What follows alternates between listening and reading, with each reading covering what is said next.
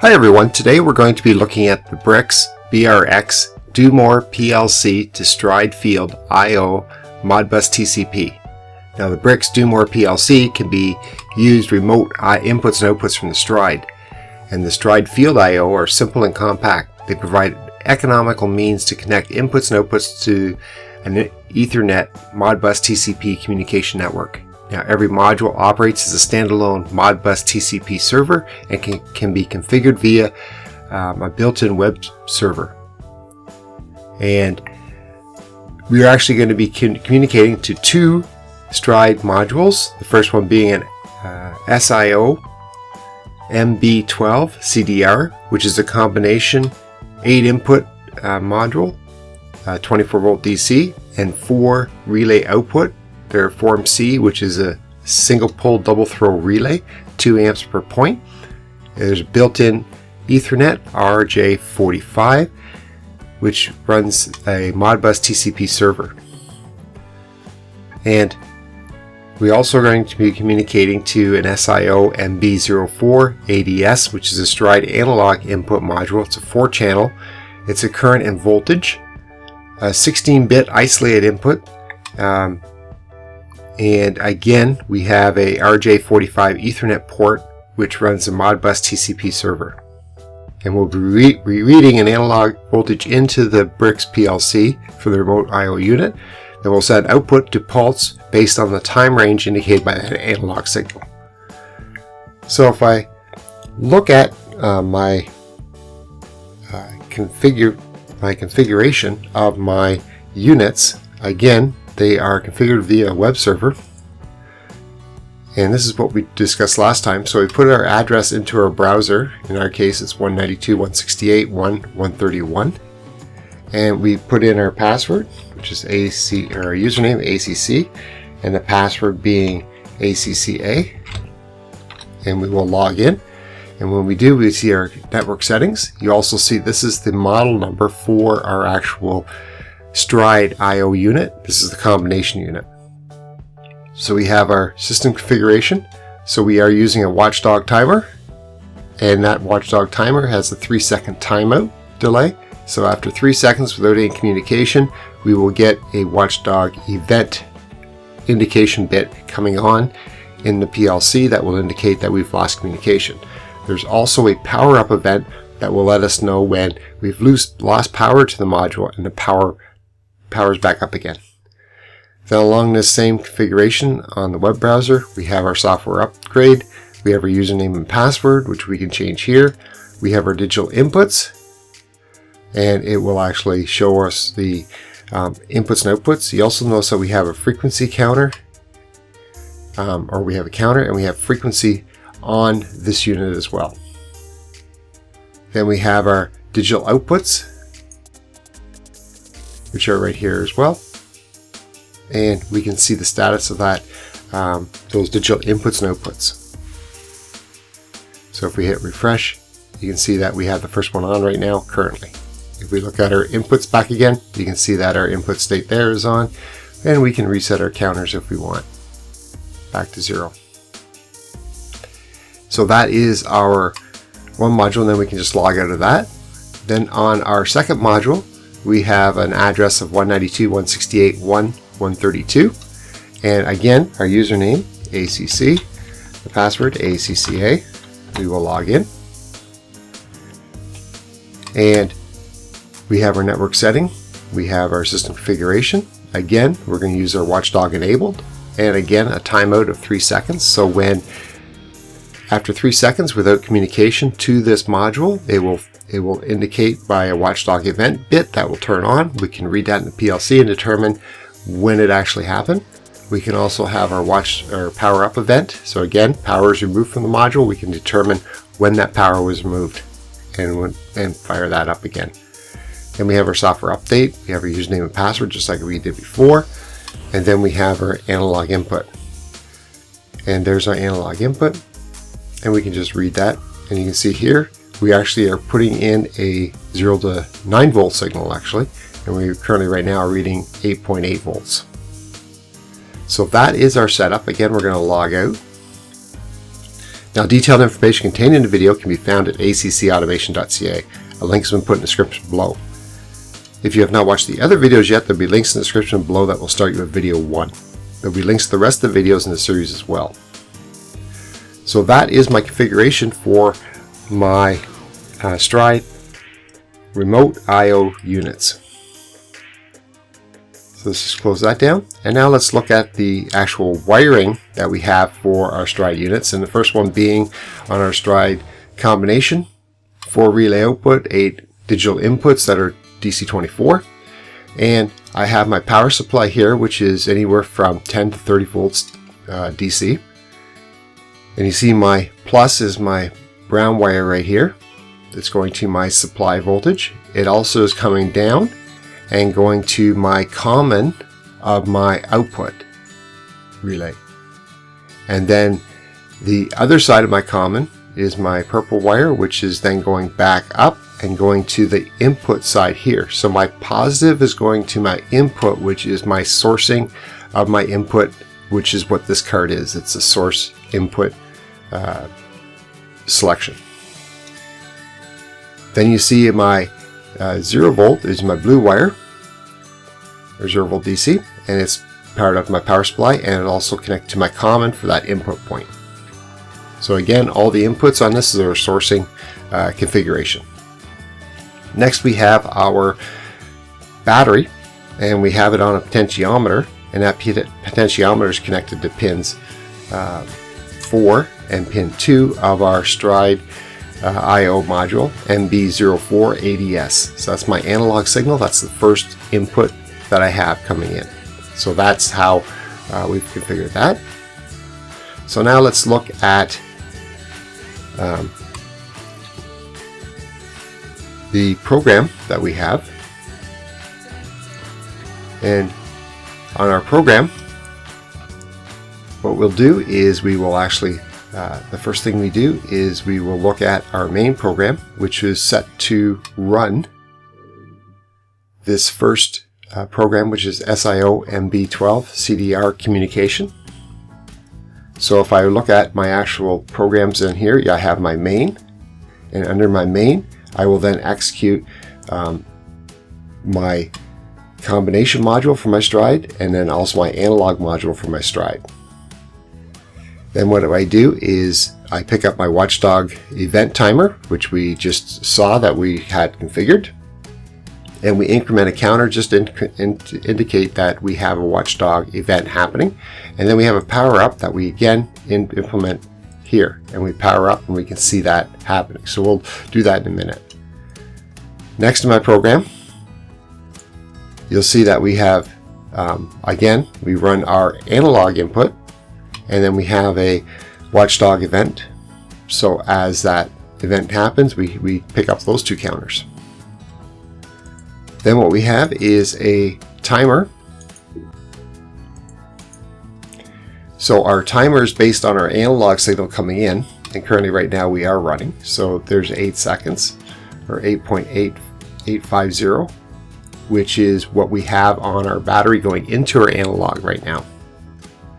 So that goes on and off. We have the same time for setting on as we do off on that same input, and then our input drives our actual physical output, and that physical output then turns on back that input on our remote I/O card. Next, what we have is we try to determine how many scans it takes to turn inputs on and off, and determine how many current scans we have. So it gives us an indication of how quickly we can actually have the throughput of this unit that we have here. And what that will allow us to do is kind of determine how much time it takes to actually update these cards. So let's look at the actual combination module. And what we do is we use a Modbus read, and that Modbus read will read the first 3 addresses. And if we were to call up our Modbus address configuration for this card, you'll see that we are actually reading our Watchdog timer, our our system flags here 411, and then 412, which is a power up and safe. And then we have our Watchdog timer. So we're reading those 3 flags. Now those 3 flags will give us the indication that our power up has happened or an event has happened. Our power up safe indicates that if we lose power or these events happen, what happens to our physical outputs? And this is important to determine what the state of those outputs are when we lose power or communication. Then we have our digital I/O. So let's just go back to our program. So we first of all read our 3 flags. Then if we have our Watchdog enabled, then what we do is we set our Watchdog enable flag again to make sure that we don't turn it off. And then we set our safe mode all to 0s.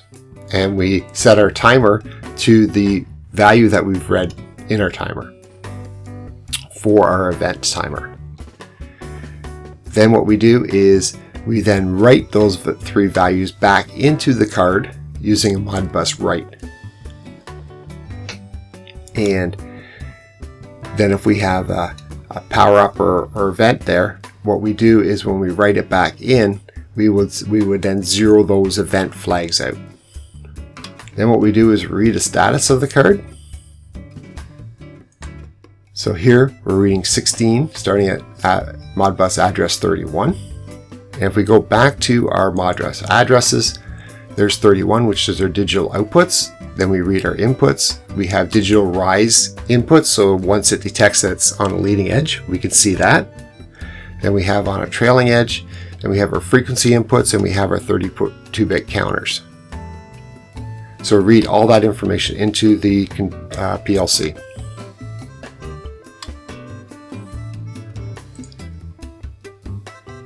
Then what we do is we look at our latches, and if our latches are greater than 0, so that means we've had a latching condition, either a leading edge or a trailing edge, we turn on a bit, and then what we want to do is we want to then write back into those latching areas, there's 2 registers, to 0 those out and to signify, okay, now look for your next latch.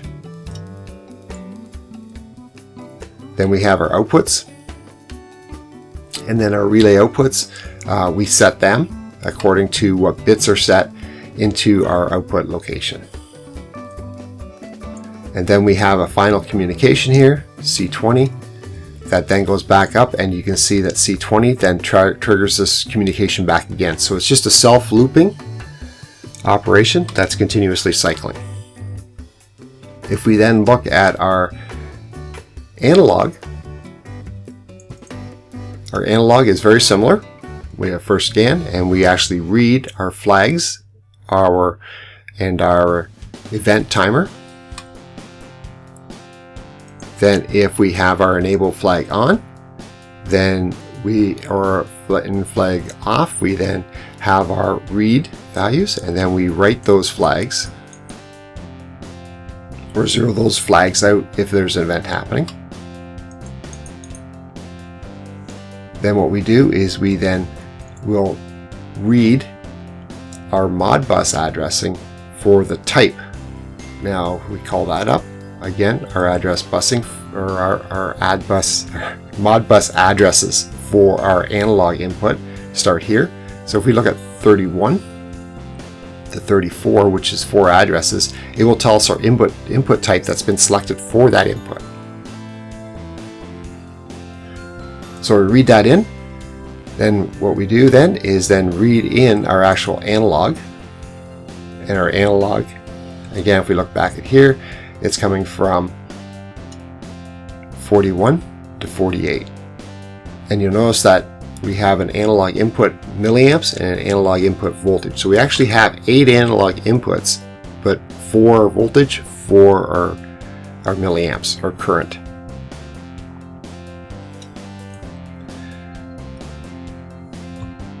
And then once we're finished that, it then triggers C120, and C120 then goes back and triggers that off again.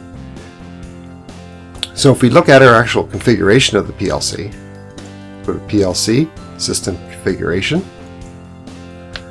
you will see that I'm at IP address 192.168.1.11, and we can configure that and actually change that if we wish. We also have our device configuration. And in device configuration, we have our initial Modbus TCP client right here. And what we've done is we've used that for our MB12 CDR, our combination module.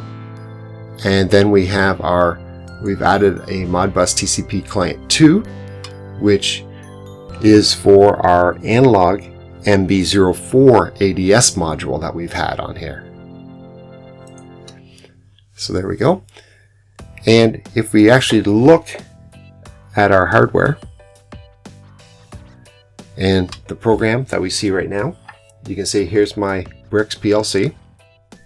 We are communicating Ethernet, and we're communicating back to our Stride MB12 CDR and our Stride MB04 ADS. And we also have our Rhino power supply that's actually supplying power to both of these Stride units. And then here is our analog signal that's coming from our potentiometer feeding back into our Stride analog. Then our output from our Stride is feeding our input to that same remote I/O card. So as we fire the output on, the input then turns on as well.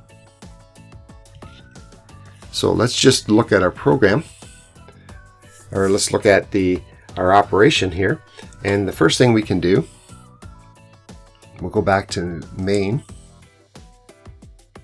part of our program, and we have our run, and then we have our event timers. The first one being our event. And so what I will do is unplug this cord. As soon as I unplug it, it will wait 3 seconds for our timeout. Then we have a pulse here, and that pulse indicates that we have an error condition. Once we plug that cable back in, it will establish communications once again, turn that green, and then also you'll notice that we've actually incremented our value here on our Watchdog to Watchdog event timer to 1. So we know that there's something happening there, that we had a communication loss of something. And on our BRX, it's very good at communication. You'll see a warning sign up here. And that warning sign, if we look into it, will actually say that it's trying to communicate to that card, but it cannot. So we can clear all that and continue. Now that warning sign, again, we can pick that up in our program if we wish to. Then if we go down to our next one, where we're actually saying to run our analog card, and then we have our Watchdog for our analog. Again, we unplug this. When we unplug it, we wait the 3 seconds. Again, our light starts flashing, indicating that we have communication issues with this card. We plug this back in again. And again, the light then becomes solid again, and we start communicating. And you'll notice now that we have a 1 in our Watchdog timer for that analog input card. Now we also have our power up event. So what I can do is actually remove power to the Stride units, and we'll just leave that off for a couple of seconds, and then we turn that power back on again. They power up, they will establish communication again, and then we will get our, as you see, our bit here that says that we've had a power loss. So very simple, very straightforward to program these units and to get them up and operational quickly. Now the next thing we want to do is take a look at our, we'll look at the information on our system. And under the system information, you will actually see what the scan rate is. So here we're looking at a minimum scan rate of 510 microseconds. The average scan rate is 780 microseconds. So not even a millisecond that we have for our scan rate. So we'll just hit OK.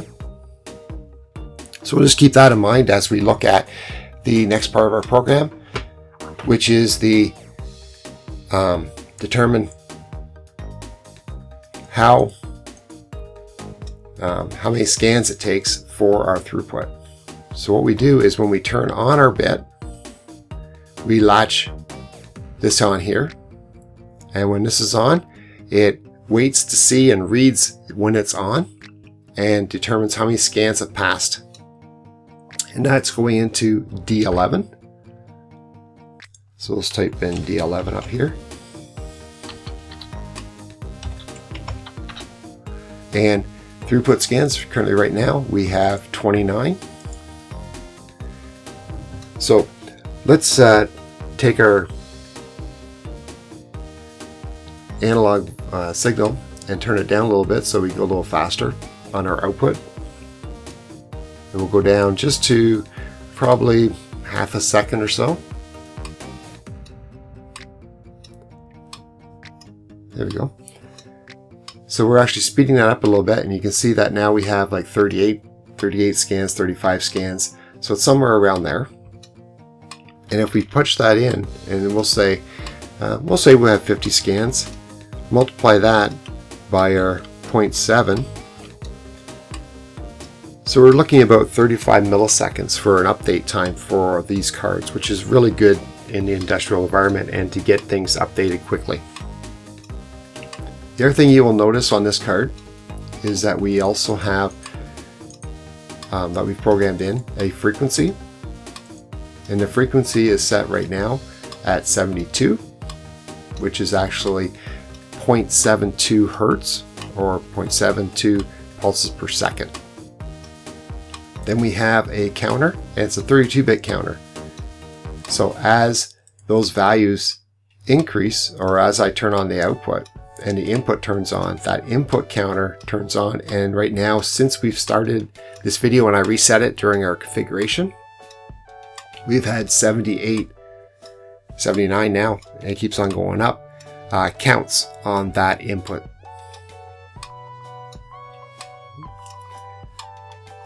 So if you enjoyed this video, please hit the like button below. If you have any questions of the video, please leave a comment below and I'll do my best to answer it. Remember that this program can be downloaded on our website at accautomation.ca. If you want more information about us or you want free ebooks on numbering systems or bus data logging, please click on the link in the description below to get it. A new video is put out every Monday, so make sure you hit the subscribe button so you get more videos like this in the future. Remember to click the bell beside your subscription to actually receive those notifications. Thanks so much for watching. I'll see you next time. Stay safe.